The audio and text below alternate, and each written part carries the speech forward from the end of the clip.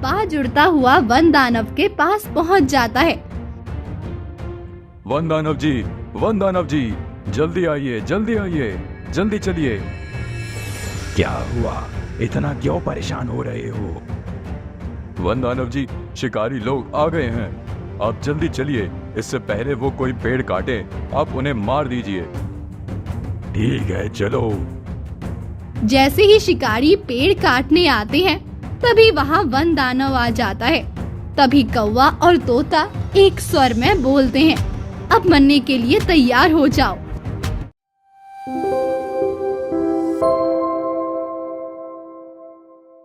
एक बार की बात है, 3 पक्षी आपस में बातें कर रहे थे। भैया, आज इंसान इतना लालची होता जा रहा है, अपने स्वार्थ के लिए वह पेड़ पौधों को काट रहा है। हाँ कालू भैया, सही कह रहे हैं आप। इंसान को भगवान ने सब कुछ दिया है, सब कुछ, फिर भी उसका लालच दिन ब दिन बढ़ता ही जा रहा है। अगर ऐसा ही चलता रहा तो आने वाले कुछ ही दिनों में सारे पेड़ दुनिया से गायब हो जाएंगे। ऊपर वाला सब कुछ देख रहा है। अगर कोई इंसान कोई गलत काम करेगा तो उसका नुकसान भी उसे ही झेलना पड़ेगा। जंगल के पास ही एक गांव था, जहां मोहन नाम का मछुआरा रहा करता था। सुनिए जी, सुना है आज शहर से कुछ लोग आए हैं। वे सारे जंगल से कीमती लकड़ियां लेकर जाएंगे। क्या? तुमसे ऐसा किसने कहा? काकी बता रही थी, वे सब आज जंगल जाएंगे। ये तो बहुत गलत है। अगर ऐसे ही शहर से लोग हमारे गांव में आकर जंगलों से लकड़ियां ले जाते रहे तो हम गांव वालों और जंगल के पक्षियों का क्या होगा? मुझे जाकर इन सबको रोकना होगा। मोहन उन शहरी लोगों के पास जाता है। रुको रुको रुको, सभी लोग रुक जाओ। तुम सभी लोग कहाँ जा रहे हो? अरे भैया, तुम कौन हो जो हमें रोक रहे हो? मैं एक मछुआरा हूँ और इसी गांव में रहता हूँ। मुझे पता चला तुम लोग जंगल की ओर लकड़ियाँ काटने जा रहे हो।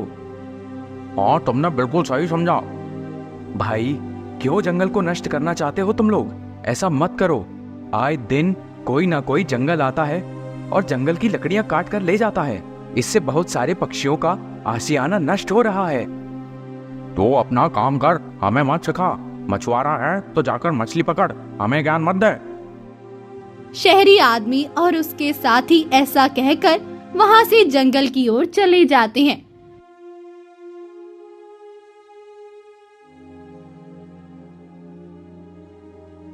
भैया देखो, वो सभी फिर से आ गए। आज फिर से ये लोग जंगल के पेड़ काट ले जाएंगे और हमें बेघर कर देंगे। हाँ बाज भाई, तुम सही कह रहे हो। ये लोग नहीं सुधरने वाले। शहर से आए सभी लोग अपने अपने हथियार निकालते हैं और जंगल से लकड़ियां काटने लगते हैं। अरे दुष्टों, रुक जाओ, मत उजाड़ो हमारे घर। सारे पक्षी बहुत रोते हैं, लेकिन उनकी बात कोई नहीं सुनता। शहरी आदमी लकड़ियां लेकर चले जाते हैं। हाँ भैया, अब हम लोग कहाँ जाएंगे? क्या खाएंगे? इन लोगों ने तो सारे पेड़ काट दिए। तुम फिक्र मत करो, अब हमारे पास एक ही रास्ता बचा है और वो है वन दानव। वन दानव? ये कौन है? वन दानव एक बहुत बड़ा राक्षस है जो पहाड़ी के पीछे एक गुफा में रहता है। पर वो तो एक राक्षस है जो हम जैसे पक्षियों का आहार करता है। भला वो हमारी मदद क्यों करेगा? और अगर हम उसके पास जाएंगे तो वो हमें ही मार कर खा जाएगा। भाई, अगर हमें अपने जंगल की रक्षा करनी है तो उस दानव की मदद लेनी ही पड़ेगी। और वैसे भी इन शहरी राक्षसों को मारने के लिए राक्षस का होना बहुत जरूरी है। तीनों पक्षी सलाह बनकर वन दानव के पास गुफा पहुंचते हैं। अरे भाई, वन दानव तो अभी आराम कर रहे हैं। अगर हमने इन्हें नींद से जगाया तो कहीं ये हम पर ही हमला ना कर दे। अरे तोते भाई, डरते क्यों हो? अगर वन दानव से बात नहीं करोगे तो हमारा काम कैसे होगा? हाँ बास भाई, हमें वन दानव से बात करनी ही होगी, नहीं तो ये शिकारी लोग हमारा सारा वन ही काट डालेंगे। तीनों पक्षी वन दानव को आवाज देते हैं, जिससे वन दानव की नींद खुल जाती है। कौन है दुष्ट जिसने मेरी नींद खराब करने की हिम्मत की है? क्या उसे अपनी जान से प्यार नहीं है? माफ करना वन दानव जी, हमारी वजह से आपकी नींद खराब हो गई, परंतु क्या करें, जान से प्यार है तभी तो आपके पास आए हैं। कौन हो तुम लोग और यहाँ क्यों आए हो, और तुम लोगों को मुझसे क्या काम है? वन दानव जी, हम पास के जंगल से ही आए हैं। हम और उस जंगल के सारे पक्षी बड़े परेशान हैं। क्यों परेशान हो तुम लोग? वन दानव जी, उस जंगल के सारे पेड़ कम होते जा रहे हैं। ना हमारे रहने की जगह बची है और ना ही खाने की। हमारे जंगल में तो जैसे अकाल सा पड़ गया है। अकाल? पर अकाल क्यों पड़ेगा? वन दानव जी, कुछ समय से कुछ शिकारी हमारे जंगल में आते हैं और जंगल की सारी लकड़ियां काट कर ले जाते हैं। सारे हरे भरे पेड़ पौधे, उनको भी उन्होंने नहीं छोड़ा। अब आप ही हमारी कुछ सहायता करिए, बड़ी आस लेकर हम आपके पास आए हैं। क्या? पर मैं इसमें तुम्हारी क्या सहायता कर सकता हूँ? वन दानव जी, पास ही एक तालाब के पास एक साधु बाबा रहते हैं।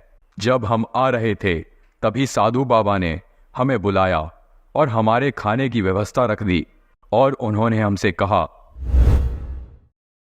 आप सब कहाँ जा रहे हो? बाबा, हम पास के जंगल में रहते हैं, परंतु अब उस जंगल को छोड़कर जाने के लिए मजबूर हो गए हैं। कैसे? क्या बात है? मुझे सब विस्तार में बताओ। कौआ पूरी बात विस्तार से बताता है।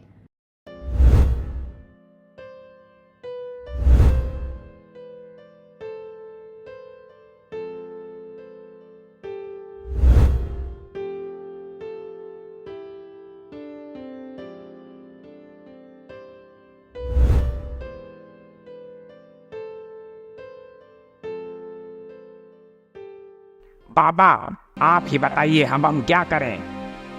तुम्हारी समस्या का समाधान तो है मेरे पास, लेकिन इसमें तुम सभी की जान का भी खतरा है। बाबा, कैसा समाधान और हमारी जान को खतरा कैसे? हम आपकी बात समझे नहीं, आप जरा विस्तार में बताइए। यहाँ से कुछ दूर एक वन दानव रहता है। अगर तुम उसके पास जाओगे और उसे अपनी परेशानी बताओगे तो वो तुम्हारी मदद जरूर करेगा। लेकिन बाबा, आप तो कह रहे थे वो वन दानव है। अगर हम किसी वन दानव के पास जाएंगे तो वो हमें खा नहीं जाएगा। मैंने तुम्हें पहले ही कहा था, इसमें तुम्हारी जान का खतरा है, लेकिन अगर तुम वन दानव के भोजन की व्यवस्था कर दो तो वो तुम्हारी मदद जरूर करेगा। ठीक है, हम उस वन दानव के भोजन की व्यवस्था तो देंगे, लेकिन अगर उसने हमारी मदद नहीं की तो? अगर वो फिर भी तुम्हारी बात ना माने तो उसे मेरा दिया हुआ श्राप याद दिला देना। पर बाबा, आपने उसे श्राप कब और क्यों दिया? आज से करीब 5 साल पहले की बात है। वह एक शिकारी था। मैं अपनी तपस्या में लीन था, तभी वह अपने सारे सिपाहियों के साथ वहां आया और लकड़ी काटने लगा। कुल्हाड़ी की आवाज सुन मैं उसके पास चला गया। मैंने उससे गुस्से में कहा, कौन हो तुम लोग और इस जंगल के हरे भरे पौधे क्यों काट रहे हो? ये पूछने वाला तू कौन है? चुपचाप अपनी तपस्या कर, वरना तुझे भी काट दूंगा। तुम शहरी लोगों ने शहर तो खराब कर ही दिया है, अब गांव के जंगलों को भी बर्बाद करना चाहते हो। मैं ऐसा नहीं होने दूंगा। अगर अब तुम लोगों ने इस जंगल के हरे भरे पेड़ को काटा तो मैं तुम्हें श्राप दे दूंगा। तू हमें श्राप देगा? चल जा यहाँ से। तेरे काम किसी दानव से कम नहीं है। तू इंसान कहलाने लायक नहीं है।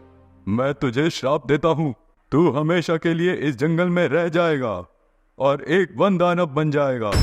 तेरी मुक्ति तभी होगी जब तू यहाँ इस जंगल में रहने वाले किसी जरूरतमंद जानवर की मदद करेगा। अगर तू ऐसा करेगा तो उसके 1 महीने भीतर ही तू श्राप से मुक्त हो जाएगा। बात साधु बाबा का श्राप वन दानव को याद दिलाता है। अगर तुमने हमारी मदद करी तो तुम अपने उस श्राप से हमेशा के लिए मुक्त हो जाओगे। तुम्हारे पास यही एक मौका है खुद को इस श्राप से मुक्त करवाने का। ठीक है, मैं तुम्हारी मदद करने के लिए तैयार हूं, लेकिन तुम सभी को मेरे भोजन की व्यवस्था करनी होगी। ठीक है, उसकी चिंता मत करो, आपको बहुत ही अच्छा और स्वादिष्ट भोजन मिलेगा। क्या सच में? हाँ, सच में।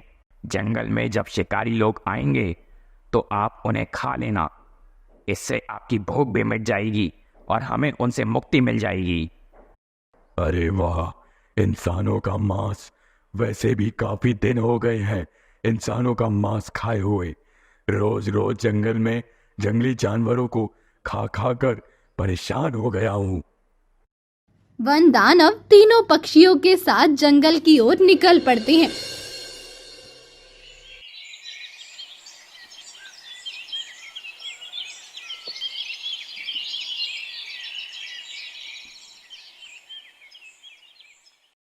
अगले दिन तीनों पक्षी पेड़ पर बैठे हुए थे। क्या लगता है कालू भैया, शिकारी लोग आज आएंगे कि नहीं?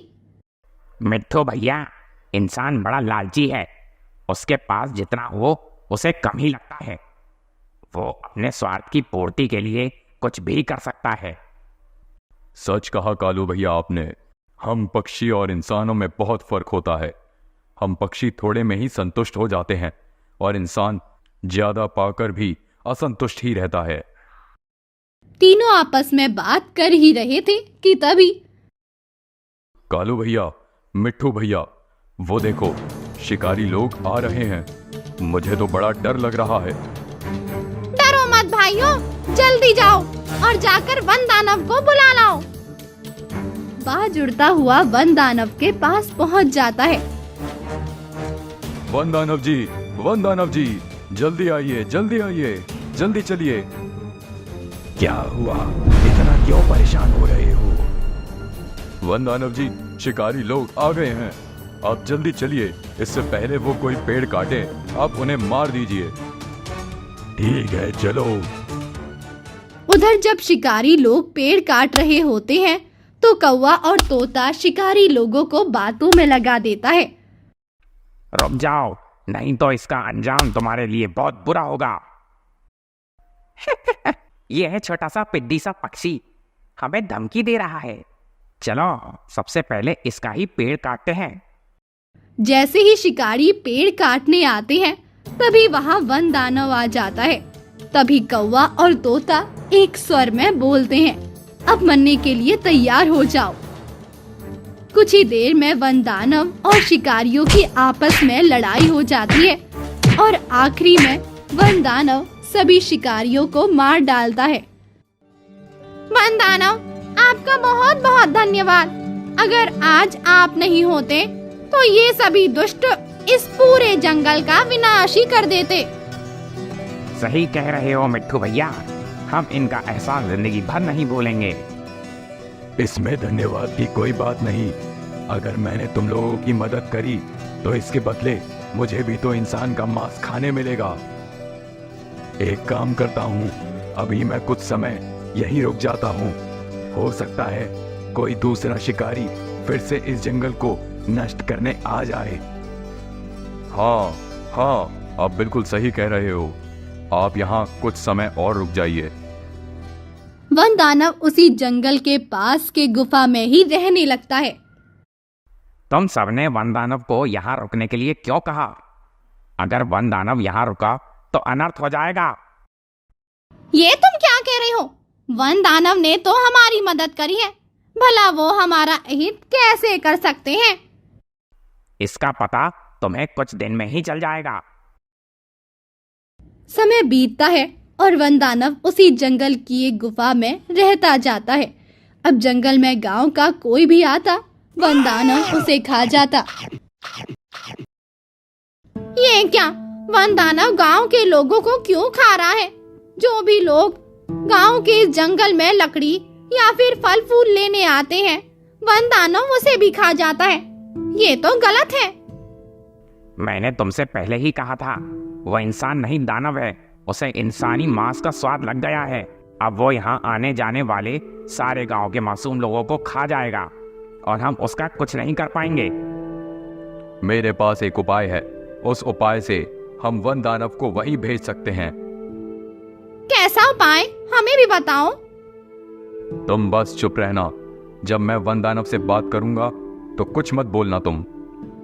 ठीक है। तीनों पक्षी वन दानव के पास पहुंचते हैं। वन दानव जी, आपने हम पर बहुत बड़ा एहसान किया है, लेकिन हमें एक बात समझ नहीं आई। कौन सी बात? मुझे ठीक से समझाओ। यही कि साधु बाबा ने कहा था कि अगर आप जंगल में किसी की मदद कर दोगे तो आपका श्राप खत्म हो जाएगा। याद है ना आपको वो श्राप? इसीलिए मैं आपको याद दिला रहा हूं। अरे हाँ, पर दिक्कत ये है कि जब तक मुझे कोई उस श्राप के बारे में याद ना दिलाए, मुझे याद ही नहीं रहता। एक काम करता हूं, मैं अभी उस साधु बाबा के पास जाता हूं और उनसे पूछता हूं।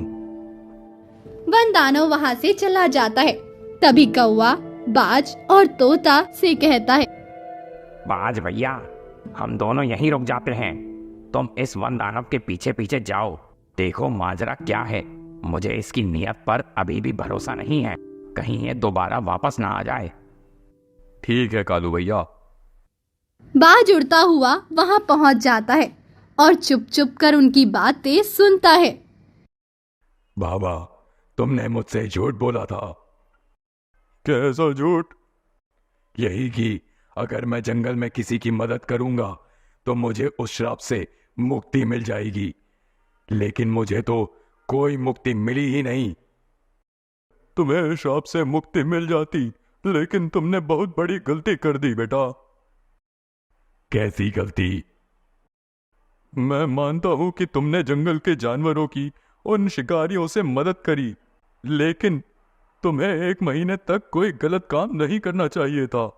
लेकिन तुमने जंगल में आने वाले निर्दोष लोगों को भी मारना शुरू कर दिया, इसलिए तुम्हारी मुक्ति नहीं हो पाई।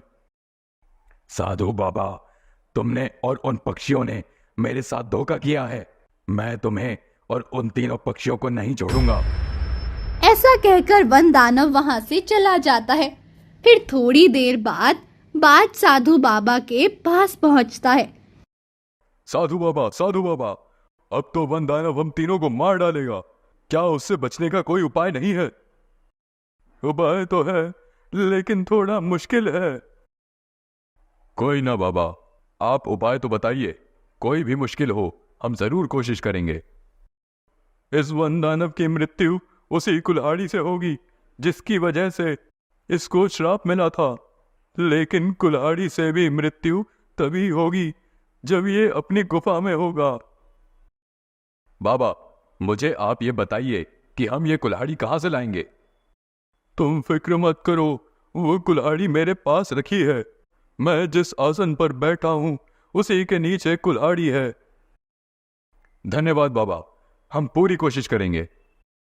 बाज उड़ता हुआ अपने मित्रों के पास पहुंच जाता है और सारी बात उन दोनों को बताता है। बाज की बात सुन कौवा और तोता रोने लगते हैं।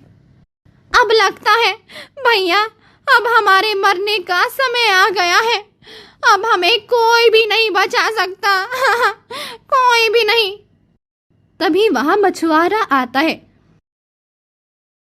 क्या हुआ? तुम रो क्यों रहे हो?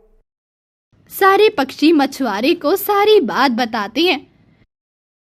तुम तीनों फिक्र मत करो, मैं तुम सभी की मदद करूंगा, क्योंकि वन दानव ने मेरे गांव के लोगों को भी मारा है। मैं उसे नहीं छोड़ूंगा। ये तो बहुत अच्छी बात है भैया, हम सभी का दुश्मन एक ही है।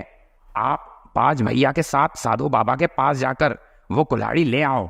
हम उस वन दानव को बातों में लगाकर गुफा की तरफ ले आते हैं। मछुआरा बाज के साथ जाकर कुल्हाड़ी ले लेता है और गुफा में जाकर चुपकर बैठ जाता है।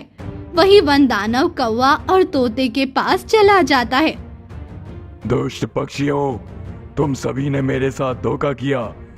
मैं तुम सभी को नहीं छोड़ूंगा और उसके बाद उस साधु बाबा को भी मैं खा जाऊंगा।